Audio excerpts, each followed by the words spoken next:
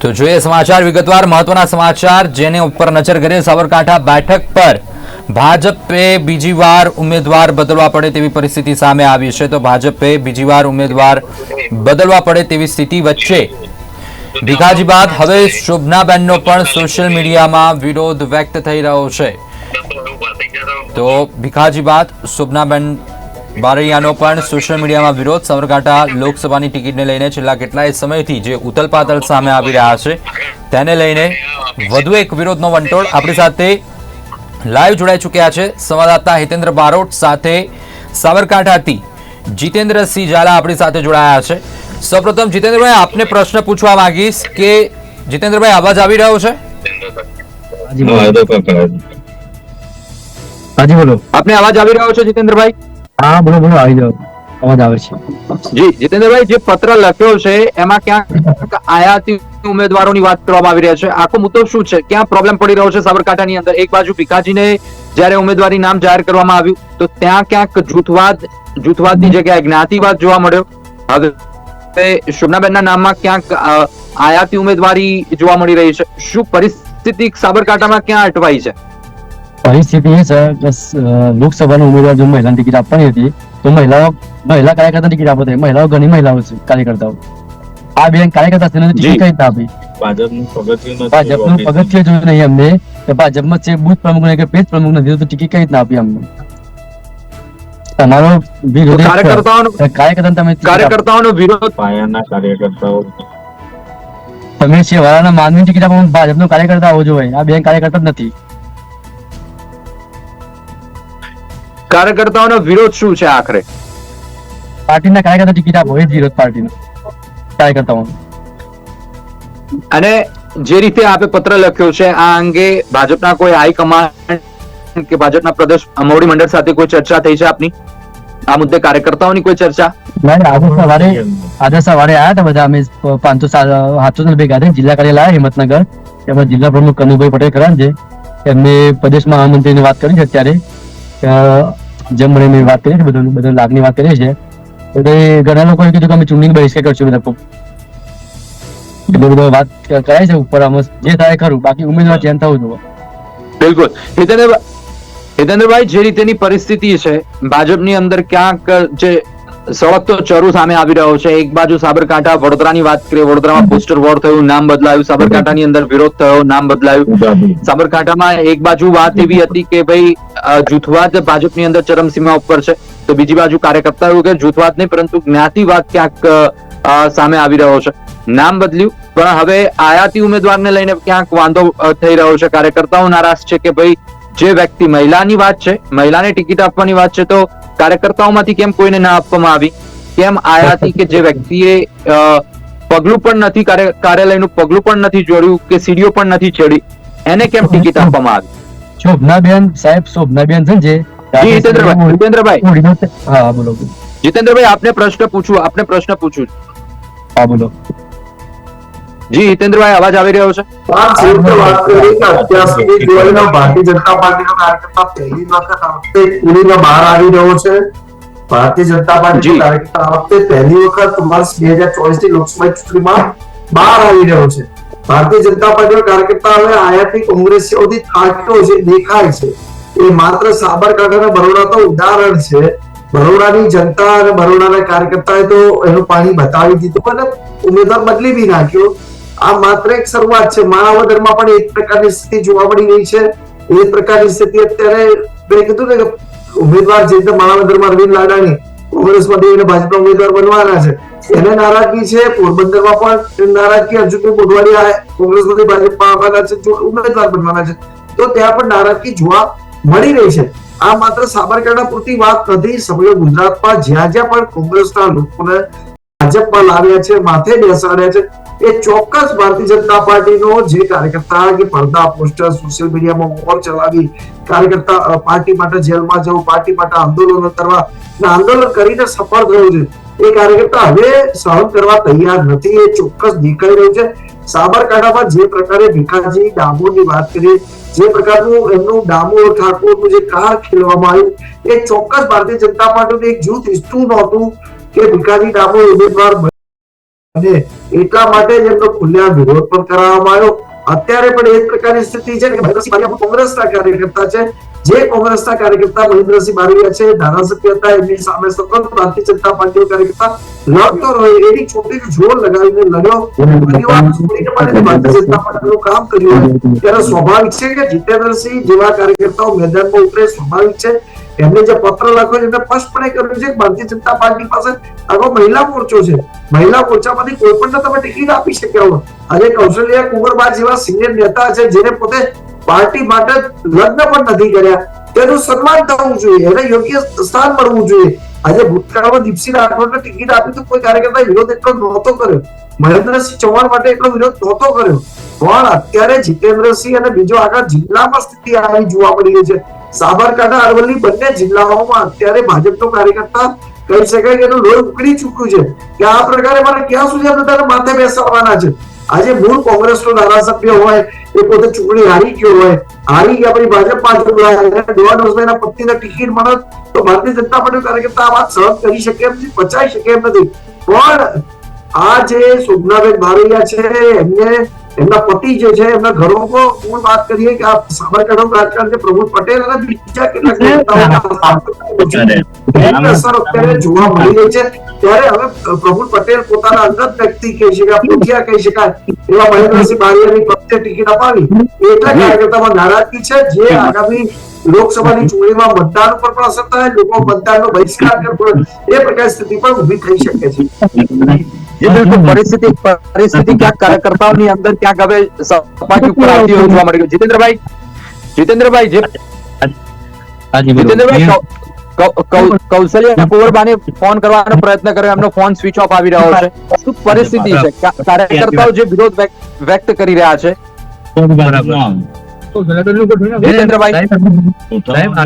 સાહેબ કામગીરી કરી હોય, પોતે એમનું જીવન બલિદાન કર્યું હોય, સાહેબ આવું થાય મોણસ સ્વિચ ઓફ ફોન મગજથી ટેન્શન જશે બેન. તો કાર્યકર્તાઓનો કોઈ સંપર્ક એમની સાથે થયો છે?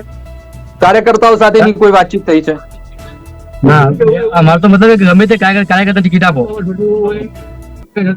ગમે તે કાર્યકર્તાને ટિકિટ આપવાની વાત છે, પરંતુ હિંમતનગર કે ધારાસભ્ય સાથે આપની કોઈ ચર્ચા થઈ છે આ મુદ્દે? હા, બધા માણસો સાહેબ અમારો અવાજ ઉપર પહોંચતો નથી. અહીંથી 1 કિલોમીટર જાય છે અવાજ, પાછો જશે અમારો અવાજ. તૈયાર નહીં અમારો અવાજ, દિલ્હી સુધી અવાજ પહોંચાડવામાં આવે છે. આ એક વ્યક્તિની ભીખાજી ઠાકોર કે ભીખાજી ડામોરની વાત કરીએ તો પ્રોબ્લેમ ક્યાં પડ્યો હતો? ભીખાજીનું જે નામ સામે આવ્યું એમાં પ્રોબ્લેમ ક્યાં પડ્યો તો પછી? મને તો એમ તકલીફ નથી, એમને જે આપણે બરોબર, પણ આમાં તો શું છે કે ભાજપનો કાર્યકર્તા એવો જાતિવાદ નો કોઈ નથી. ગમે તે ટિકિટ આપો, ગમે તે જાતિ વ્યક્તિ ગમે તે કાર્યકર્તા ટિકિટ આપો, પણ મતલબ એ જ છે. જીતેન્દ્ર, ક્યાંક કાર્યકર્તાઓની વાત છે કે જીતેન્દ્ર ઝાલાની જે વાત છે કે કાર્યકર્તામાંથી કોકને ટિકિટ આપો, આયાતીની જરૂર નથી. જો કાર્યકર્તાઓને એક જ હુંકાર કે જેણે વર્ષોથી પાર્ટીને ઊભી કરવા માટે મહેનત કરી હોય, એની ઉપર ક્યાંક અન્યાય થશે તો એ કાર્યકર્તાઓ સહન નહીં કરી શકે. બિલકુલ સાચી વાત છે. આ માત્ર સાબરકાંઠા નહીં, આવી સ્થિતિ સુરેન્દ્રનગરમાં પણ જોવા મળી રહી છે. સુરેન્દ્રનગરમાં પણ ચંદુભાઈ શિરોયાને ટિકિટ આપી છે, જેના કારણે સુરેન્દ્રનગર જિલ્લાના 5 વિધાનસભા મત વિસ્તારોથી કોઈને ટિકિટ ના મળે અને ડાયરેક્ટ મોરબીથી ઉમેદવાર લાવવો પડે, એને લઈને પણ ત્યાં વિરોધ ચાલી રહ્યો છે. એ પણ ક્યાંક કોંગ્રેસ સાથે જોડાયેલા છે એ વાત છે.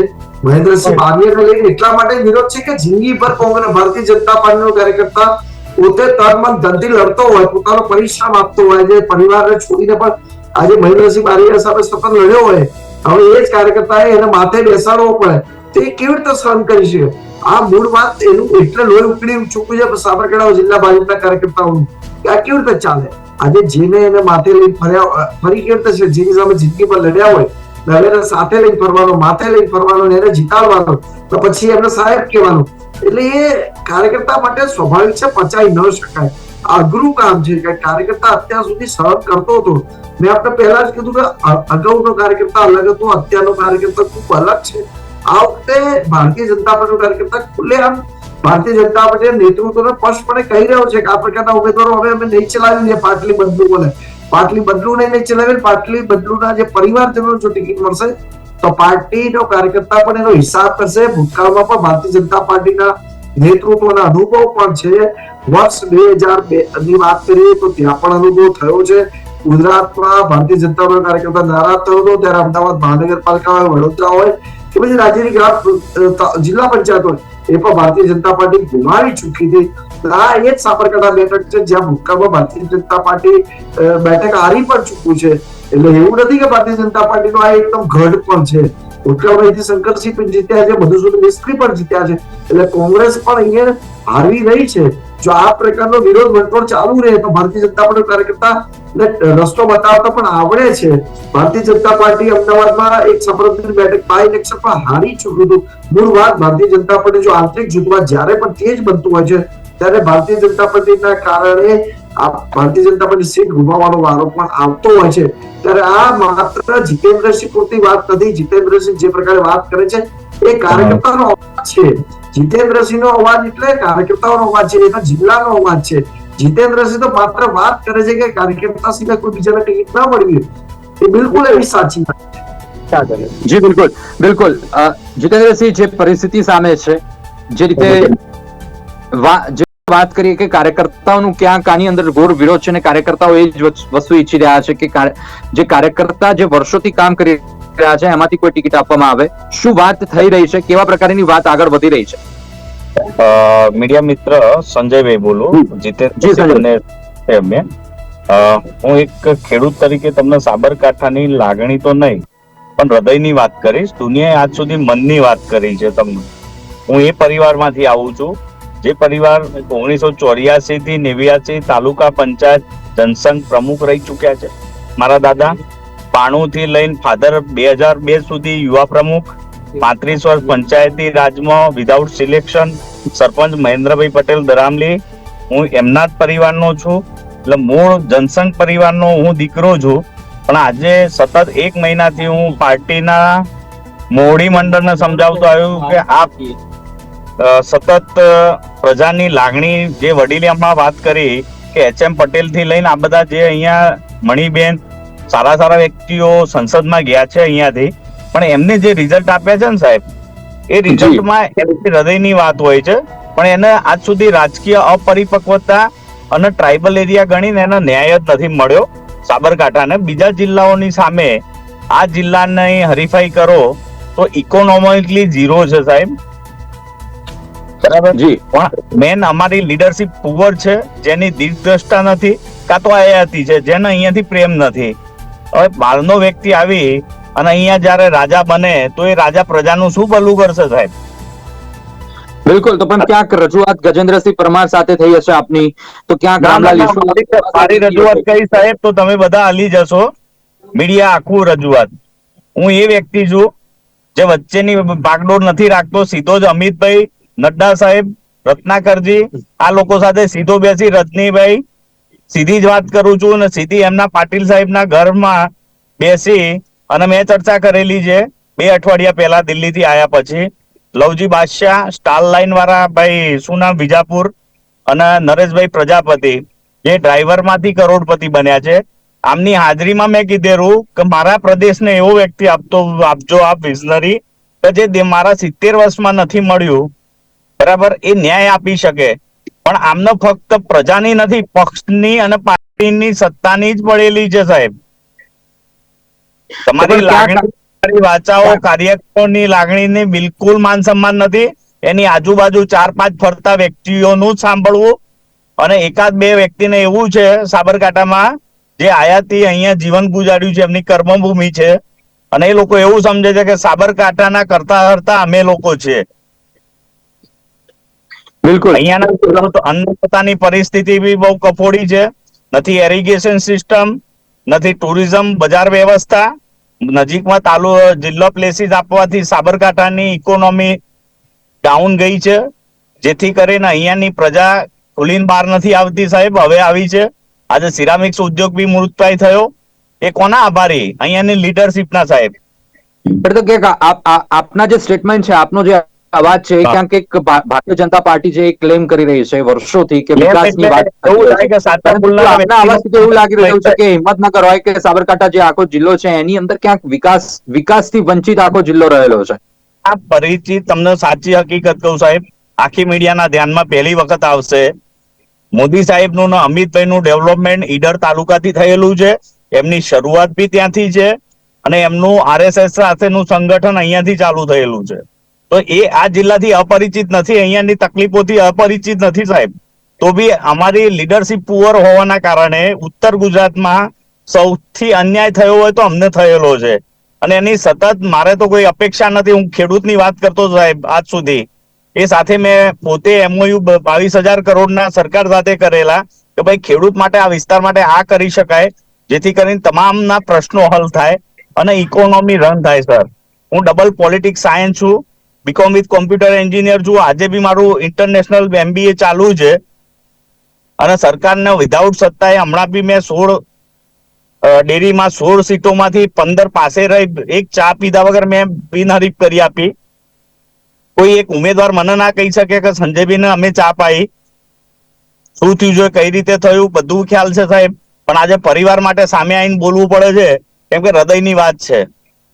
પરિવાર માટે ભારતીય જનતા પાર્ટી જ્યાં કે શિસ્તની વાત છે, શિસ્તબદ્ધ પાર્ટી છે, બુથ લેવલથી લઈને સંગઠન લેવલ મજબૂત છે, પાર્ટી છે સાહેબ. હવે અટલ પરંતુ બિહારી વાજપેયીની પાર્ટી નથી રહી આ. શ્યામ મુખર્જી, દીનદયાળજીની પાર્ટી નથી રહી આ અમારી માટે. અમે તો એ સિદ્ધાંતોને વરેલા છે સાહેબ. સાબરકાંઠા લોકસભા સીટની જો વાત કરીએ, સેન્સ લેવાની એક પ્રક્રિયા હશે તો અલગ અલગ જે ઉમેદવારોના નામ આયા હશે તો એમાંથી હું કહું સાહેબ, એમાં બી તમને કહું, એમાં બી હું જી. તમને ધ્યાન ઉપર દોરું. 12 વાગે 12:30 ફોન આવે છે, એ સેન્સ લેવાઈ જાય છે શોર્ટ ટાઈમમાં. એડવાન્સ અમુક લોકોને ધ્યાન ઉપર હોય છે, જે લોકોએ તૈયારી રાખી હોય છે. પણ સાચા વ્યક્તિ, હું પોતે વિધાનસભામાં ભરેલું હતું, વિસનગર, ઊંઝા અને હિંમતનગર. સાહેબ, અમારા બાયોડેટા અહીંયા ઓફિસમાં દબાઈ રાખેલા. અને જે દિવસે સૌરભ દલાલ ને હું બંને ત્યાં જઈએ છે અને પૂછીએ છે પાટીલ સાહેબને, તો એવું કહે છે કે સાહેબ તમારા બાયોડેટો તો આયા જ નથી, પાર્લામેન્ટમાં તમારું તો નામ નથી. હવે આને શું સમજવું અમારે કે અમારા પરિવારે 3 પેઢી આપી દીધી. આજે 35 રૂપિયાનું વાઉચર નથી મારા ફાધરનું 35 વર્ષમાં સાહેબ, પંચાયતી રાજમાં. તો ક્યાંક એવું કહી શકાય કે સાબરકાંઠાની અંદર પાર્ટીની અંદર પોલિટિક્સ થઈ રહ્યા છે. અંદરના પોલિટિક્સ નહીં, ગંદા પોલિટિક્સ ના નામે પી ખ્યાલ નથી આમને. પોલિટિશિયન સાયન્સ નો એક લેસન આમનો ખ્યાલ નથી કે ભાઈ રાજનીતિ એ પ્રજાના હિતની હોવી જોઈએ, ન કે વ્યક્તિ હિતની હોવી જોઈએ. બિલકુલ. એક મિનિટ આપને રોકવા માંગીશ. હિતેન્દ્ર, રાજનીતિની વાત છે, હવે ક્યાંક એક ચરમસીમા ઉપર, એક સપાટી ઉપર કાર્યકર્તાઓનો વિરોધ, એક નારાજગી કહો કે પછી બળવો કહો, કોઈ પણ શબ્દ આપો, પરંતુ હવે એક સપાટી ઉપર જોવા મળી રહ્યું છે. અને રાજનીતિ પ્રજા હિત માટે હોવી જોઈએ, ના વ્યક્તિગત હિત માટે. પરંતુ અહીંયા ક્યાંક પરિસ્થિતિ સાબરકાંઠામાં આખી ગૂંચવાઈ એવી લાગી રહી છે. સંજયભાઈ જે વાત કરી છે પાર્ટીના કાર્યકર્તાનો અવાજ છે, કારણ કે એમની બિલકુલ સાચી વાત છે કે ભૂતકાળની રાજનીતિ માત્ર સેવાની રાજનીતિ હતી. હવેની જે રાજનીતિ છે મેવાની રાજનીતિ થઈ ચૂકી છે. હવે માત્ર મેવા મલાઈ માટે રાજનીતિ છે. ચોક્કસ ટોળકીને લાભ મળતો હોય છે. જે કઈ રાજકીય લાભો મળતા હોય છે ચોક્કસ ટોળકીને મળતા હોય છે. બિલકુલ સંજયભાઈ સાચી વાત છે. કારણ કે હવે સાબરકાંઠા જિલ્લામાં જે પ્રભાવ છે પ્રફુલ્લભાઈ પટેલનો આજે પણ પ્રભાવ જળવાયેલો છે. આમ તો પ્રફુલ્લભાઈ પટેલ પોતાની વિધાનસભાની સીટ પણ જીતી શકતા નહોતા, એ પણ એટલી સાચી વાત છે. પણ આજે પણ સાબરકાંઠા જિલ્લામાં એમનો પ્રભાવ છે, એમનું ધાર્યું રિઝલ્ટ મળતું હોય છે. મહેન્દ્રસિંહ બારૈયાને ભારતીય જનતા પાર્ટીમાં લાવવામાં પણ પ્રફુલ્લ પટેલની મોટી ભૂમિકા રહી છે, એ હકીકત છે. ત્યારે ને બીજું, નિયમિત રીતે મહેન્દ્રસિંહ બારૈયા શામળાજીની પૂનમો જયારે પ્રફુલ્લ પટેલ આવતા હોય ત્યારે ભરતા, ત્યારે સ્વાભાવિક છે કે ભીખાજી ડામોરનો જે વિરોધ થયો એનો સીધો લાભ પ્રફુલ્લ પટેલ પોતાના પોઠિયાના પત્નીને ટિકિટ અપાવી છે, એ પણ એટલી જ વાસ્તવિકતા છે. એટલે ભારતીય જનતા પાર્ટીનો જે કમિટેડ કાર્યકર્તા છે, વફાદાર છે, જેને અટલ બિહારી વાજપેયી હોય કે અડવાણીજીની નેતૃત્વ કામ કર્યું હોય, એને ખબર છે કે એને પાર્ટી માટે શું સંઘર્ષ કર્યો હોય. સંજયભાઈએ કીધું એક પણ વાઉચર નથી, ઘરના પૈસા ખર્ચીને ભારતીય જનતા પાર્ટીને ચલાવી છે, તન મન ધનથી સેવા કરી છે સંજયભાઈ જેવા, જીતેન્દ્ર જેવા કાર્યકર્તાઓ, જેના કારણે ભારતીય જનતા પાર્ટી જે પાર્ટી 1984 માત્ર 2 બેઠકો મળી હતી, આ એ સાબરકાંઠા જિલ્લો છે જેને ખેડૂતોમાં, કિસાન આંદોલનમાં પણ મોટું યોગદાન, બલિદાન આપ્યું છે, જેના કારણે ગુજરાતમાં ભાજપ સત્તામાં આવી છે. એ પણ એટલી વાસ્તવિકતા છે. એટલે સાબરકાંઠાનું યોગદાન ખૂબ મોટું છે અને નરેન્દ્રભાઈએ પણ ત્યાં સંગઠનમાં કામ કરેલું છે. ત્યારે સ્વાભાવિક છે સંજયભાઈ અને જીતેન્દ્રસિંહ વાત કરીએ કે પાર્ટીને કાર્યકર્તા તક મળવી જોઈએ. પરંતુ હવે ભારતીય જનતા પાર્ટીમાં પાટલી બદલુવાનો જમાનો છે. એ ચાહે બળવંતસિંહ રાજપૂત હોય, રાઘવજી પટેલ હોય, કુંવરજીભાઈ હળપતિ હોય, કુંવરજીભાઈ હળપતિ હોય કે બાવળિયા હોય, એ પછી વાત કરીએ કે દેવુસિંહ ચૌહાણ, એ બી મૂળ કોંગ્રેસ સાથે જોડાયેલા હતા. એટલે કે આ પાર્ટીની અંદર પ્રભુ વસાવા હોય એવા અનેક કોંગ્રેસના લોકો છે જે આજે ભારતીય જનતા પાર્ટીની અંદર ટોચ ઉપર બિરાજમાન થઈ ચુક્યા છે. ત્યારે ભારતીય જનતા પાર્ટીનો કાર્યકર્તા એ જેને ખાસ કરીને કીધું ચાદરથી લઈને ખુરશીઓ પાથરવા, પોસ્ટરો લગાવવા, દિવાલો ચિતરવી સુધીના કામો કર્યા, કાર્યકર્તા સ્વાભાવિક અકળાઈ જાય, એનો ગુસ્સો આવે ને, ગુસ્સો હવે સોશિયલ મીડિયાના માધ્યમથી, પોસ્ટર વોરના માધ્યમથી અત્યારે કાર્યકર્તા ઉતારે છે. એ ગુસ્સો કદાચ આગામી લોકસભાની ચૂંટણીમાં જયારે મતદાન થાય ત્યારે પણ જોવા મળે. જે પ્રકાર જીતેન્દ્ર વાત કરી કે જરૂર પડે તો ગ્રામજનો મતદાનનો બહિષ્કાર કરે, તો આવા પક્ષ પલટુઓને કહી શકાય કે ચૂંટણી જીતવી પણ મુશ્કેલ બને. આમ તો વડાપ્રધાન નરેન્દ્ર મોદીનો જે કરિશ્મા ભર્યું વ્યક્તિત્વ છે, જેના નામે ચૂંટણી જીતાય છે, એમાં કોઈ પણ કાર્યકર્તા ટિકિટ આપો તો એ જીતી જાય. પણ હવે ભારતીય જનતા પાર્ટીમાં પાટલી બદલુવાનો જમાનો છે, એ પણ એટલી જ વાસ્તવિકતા છે. પણ બિલકુલ, પણ સવાલ તો સૌથી મોટો એ પણ થાય કે જે ગુજરાતમાં ક્યાંક હેટ્રિક મારવાની વાત હોય, ગુજરાત એક હોમ ગ્રાઉન્ડ છે, હોમ ગ્રાઉન્ડની અંદર ક્યાંક હવે સપાટી ઉપર જે વિરોધ થઈ રહ્યો છે, સપાટી ઉપર કાર્યકર્તાઓની નિરાશા સામે આવી રહી છે, તો એ પણ દિલ્હી માટે, હાઈકમાન્ડ માટે એક સૌથી અઘરો વિષય, અત્યારે સૌથી મોટો પ્રશ્ન એ હશે કે ગુજરાત વડોદરાની ઘટના હોય, સુરેન્દ્રનગરની ઘટના હોય, આ બધી લાલ બત્તી સમાન નેતાગીરી માટે છે. ગુજરાત ભારતીય જનતા પાર્ટી કાર્યકર્તા અત્યાર સુધી સંપૂર્ણ કહી શકાય શિસ્તબદ્ધ રહ્યો હતો. ભારતીય જનતા પાર્ટી કાર્યકર્તા અવાજ કરતો, પણ હવે નરેન્દ્રભાઈ સોશિયલ મીડિયાનો લાભ લઈને સમગ્ર દેશમાં છવાયા, એ જ શસ્ત્રોનો ઉપયોગ હવે ભારતીય જનતા પાર્ટી કાર્યકર્તા કરી રહ્યો છે કે અમને હવે આયાતી નથી જોતા, પક્ષ પલટુઓ નથી જોતા. હવે એક છેલ્લો પ્રશ્ન સંજયભાઈ, છેલ્લો પ્રશ્ન શોર્ટમાં જવાબ આપી દેજો. સાબરકાંઠા માટે કોને ટિકિટ મળે એવી ઈચ્છા કાર્યકર્તાઓ વ્યક્ત કરી રહ્યા છે? એક છેલ્લો પ્રશ્ન, શોર્ટમાં આન્સર. કાર્તિક કરતા બી સાચી વસ્તુ છે, આપની એક શબ્દ બોલવો જોઈએ પાર્ટી માટે, પણ એ સાથે સાબરકાંઠાની પ્રજા શું વિચારે છે, સાબરકાંઠાની પ્રજાની શું લાગણી છે, કેમ કે એના બાળકોથી લઈ એ પોતે જે જહેમત ઉઠાવવી પડે છે, એજ્યુકેશન, મેડિકલ, ટુરિઝમ, આ બધી જે બાબતો છે એના ઉપર કોઈ ધ્યાન જ નથી સાહેબ. રોડ બરાબર, એ સાથે એને જે ન્યાય મળવો જોઈએ એ માટે પ્રજા એક જ ઈચ્છે છે, અમારે જાતિવાદ નથી જોઈતો, વિઝનરી વ્યક્તિ જોઈએ છે, જે 70 વર્ષમાં અમારી ઉણપ છે એ બીજા જિલ્લાઓની સમકક્ષ આવી શકે, આવું વ્યક્તિત્વ જોઈએ છે. અમને જાતિવાદ નથી, અંદર ના લડાવો સાહેબ, મહેરબાની કરીને. અમે શાંતિથી વાળી પ્રજા છે, ખેતીમાં મજૂરી કરવા વાળી પ્રજા છીએ, બરાબર. એક સારો ખેડૂત લીડર આપો જે ઇકોનોમીને રન કરી શકે અને વિઝનરી હોય, જે પોતાનો અવાજ દિલ્હી સુધી પહોંચાડી શકે અને કહી શકે એવું વ્યક્તિત્વ. બિલકુલ જોઈએ છે અમને. મોટા એક વાત કરી કે ભલે એક વ્યક્તિની પાવર છે, તો સાહેબ ભૂલી જજો આ પાવર. હવે સાબરકાંઠામાં કોઈનો બાપ નથી કે મારો પાવર છે ને હું મારા વારસદારને હું આગળ કરીશ, ફલાણાના પીઠ પાછળથી હું સત્તા ભોગવીશ. એ ભૂલી જજો હવે સાહેબ. હવે આ યુવા સહન ના કરી દે તમને. એ તમારા ચમચા છે, 4-5 રમશે તમારી આજુબાજુ. બાકી હવે ભૂલી જજો.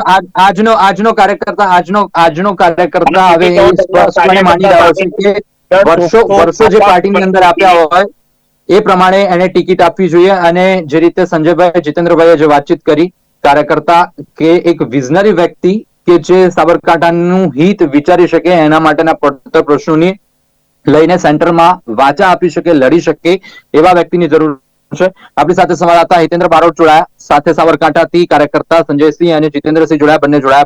બંનેનો આભાર. Thank you very much. સૌથી મહત્વના સમાચાર સાબરકાંઠાની અંદર જે પરિસ્થિતિ સામે આવી છે, સાબરકાંઠામાં જે સળગતો ચરુ છે, આખરે હવે હાઈકમાન્ડ કેવી રીતે નોંધ લે છે અને કેવી રીતે આ ચરુને શાંત કરે છે એ જોવાનું રહેશે. તો સમાચારની રજૂઆતમાં બસ આટલું જ. ફરીથી મળીશું. નમસ્કાર.